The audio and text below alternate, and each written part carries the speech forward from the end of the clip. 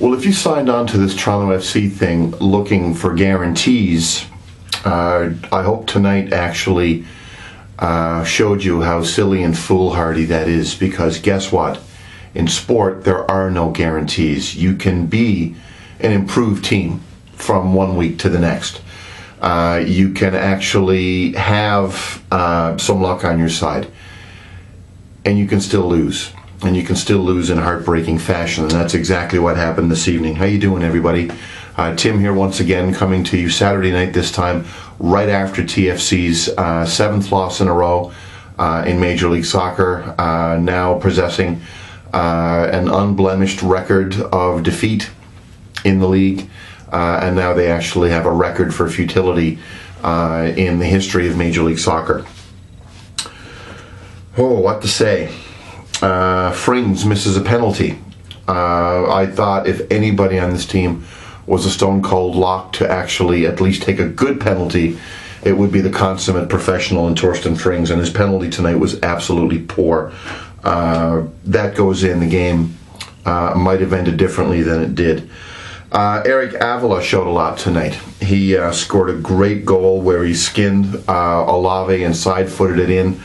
And that was a nice goal that was sort of came from some really nice ticky-tacky play from the likes of Julian de Guzman, who gets a lot of criticism from yours truly and others.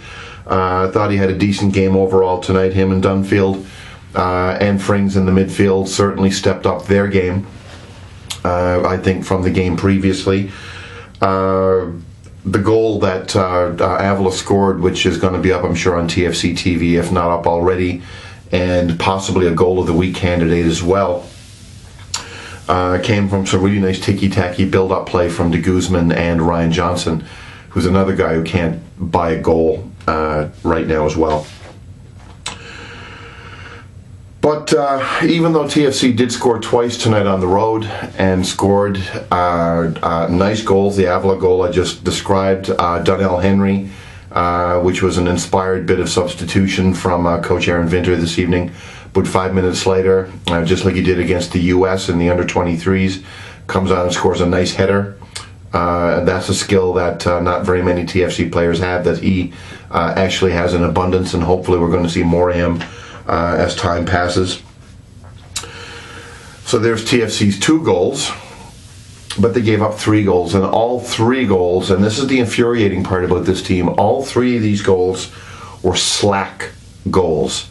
Whether it be some mental brain fart that somebody has, whether it be poor organization, whether it be a lack of communication, whether it be a lack of skill, whether it be a lack of pace, whether it be poor coaching, whether it be any number of different ways to sort of break that little vicious circle down, all 3 goals were goals that could have been avoided, whether it be the really, really piss-poor man-marking on the first goal a few minutes in that gave Salt Lake the lead, whether it be the second goal where Asaval once again was caught flat-footed on the ball side rather than the goal side. Richard Eckersley is forced to actually make a lunge to try to make up for Asaval's piss-poor positioning again.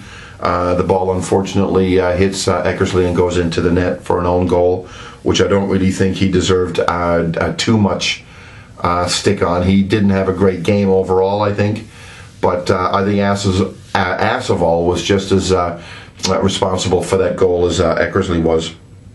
And then, of course, in the 93rd minute, the last minute of play, where you think they've held on against the odds to get a point at altitude, everybody gassed. There comes the 3rd goal, and again, it was just really, really piss-poor man-marking from Emery. Nobody picked up this Steele kid at the top of the box, and bang, there's 3-2. And my heart just went out to I went out to Milos Kosic tonight, who looked like he was almost going to cry tonight on the pitch when he just put his head down next to the post and just hit his head in the turf for a couple of seconds. Everybody was gassed and lying on the pitch at the end of the game. But then again, it all came apart, and it didn't have to come apart, because the problems with this team are well documented. Everybody knows tactically what the issues are. Everybody knows where the problems have manifested themselves. You just got to take a look at a score sheet over these last 7 games to see where the goals are coming from for Toronto FC. And that didn't change. What did change tonight was a couple of things that at least give us a little bit of hope going into Montreal this week for the beginning of the Voyageurs Cup, which is fast becoming, it looks like TFC's only chance for respectability this season. If not in the league, it's going to be it might be in CONCACAF once again. In 4 nights' time, of course, they're back to the Olympic Stadium to play the Impact in the first of 2 legs to see if TFC makes it to the final for the 4th year in a row of the Voyageurs Cup, which will be, of course, versus the winner of Vancouver and FC Edmonton. And they're going into Montreal, obviously, after a heartbreaking loss tonight. I think, yes, you can take, from a coaching perspective, you can take a lot of positives from what happened in the midfield and what happened on the offensive side of the ball tonight. But the defense is still a glaring hole that has to be addressed, whether it be personnel-wise, whether it be tactics, whether it be coaching. Geez, a lot smarter people than I have tried to figure it out, and I think a lot of people are still kind of incredulous that there hasn't been as much progress, for want of a better term, from what TFC is doing behind the ball. A couple of other quick little things that I observed tonight. Richard Eckersley was less than pleased to be subbed tonight. Didn't even shake Aaron Vinter's hand. I'm sure we'll hear more about that in the coming days. I thought Aaron Vinter got his subs pretty well right tonight. I mentioned Donnell Henry earlier. He came on for Richard Eckersley and scored that nice header. And João Plata came on in about the 70th minute and gave TFC a couple of chances to actually salt the game away. He had 2 chances to put the game away. Eric Avila actually hit the post. Did I mention that Torsten Frings missed a penalty? So at least offensively, TFC for once was actually keeping itself in the game when it comes to actually chances to score and putting the ball in the net. You scored 2 goals away from home, and you should have a fighting chance of getting something. They did have a fighting chance of getting something tonight, and whether it be luck, whether it be, again, the defensive issues that we have to keep talking about, unfortunately, there it is. We're 0-7. And a lot of fans are going to be angry with 0-7, and I'm not angry, I'm disappointed. I'm not disappointed overall tonight, though, in the effort. Even, again, there were some problems, especially defensively, that I've talked about ad nauseum in this post and in others.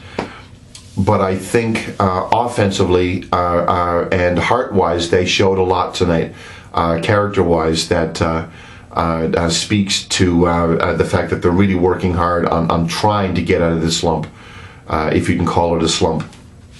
You can call it a big bloody hole is what you can call it, because 0-7 means no playoffs. It's absolutely a done deal that it's going to be 6 years of no playoff soccer in Toronto. It's going to be down to the cup competitions again. And hopefully we're going to get something there, and that starts Wednesday. The boys were gassed tonight. You could see it at the end of the game. They've got to get on an airplane either tonight or tomorrow morning and either fly here or fly to Montreal and get ready for Wednesday. Methinks they'll probably fly here first and head out to Montreal probably on Wednesday morning or Tuesday evening.